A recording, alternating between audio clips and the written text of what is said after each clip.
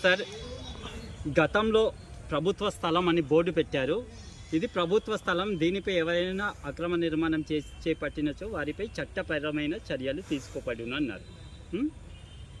ఇది గతంలో. ఇవాళ చూస్తే కిరాణా షాపు ఓపెనింగ్ చేస్తున్నారు. అయితే వీరు ఎవరు పర్మిషన్ తీసుకొని ఈ బోర్డు పీకేసి ఈ కిరాణా షాప్ రన్ చేస్తున్నారు? వీరి మీద చట్టపరంగా క్రిమినల్ కేసులు నమోదు చేయాలా లేదా? ఇలాంటి దొంగల మీద. ఇక్కడ నాన్ ట్రైబ్ అనే వ్యక్తి మీద అసలు హక్కు లేదు.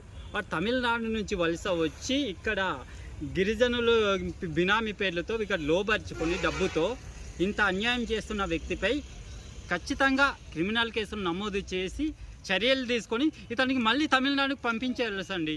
ఇతను ఒక భూమి కబ్జాలే కాదు, ఇక్కడ ఉన్న లోకల్ ప్రజల్ని కూడా భయభ్రాంతులకు గురి చేస్తున్నారు.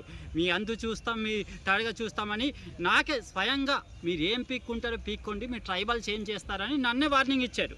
అంటే ఒక నాన్ ట్రైబ్ అక్కడి నుంచి ఇక్కడ వలస వచ్చి ఇక్కడ 170 చట్టం కొని చేయడమే కాకుండా ఇక్కడ ఉన్న ఆదివాసీ నాయకుల్ని భయభ్రాంతులకు గురి చేస్తున్న ఇతనిపై తక్షణమే అట్రాసిటీ కేసు కూడా నమోదు చేయాలండి. ఇతని మీద క్రిమినల్ కేసులే కాదు, ఎస్సీ ఎస్టీ అట్రాసిటీ కేసు కూడా నమోదు చేసి చర్యలు తీసుకోవాలి.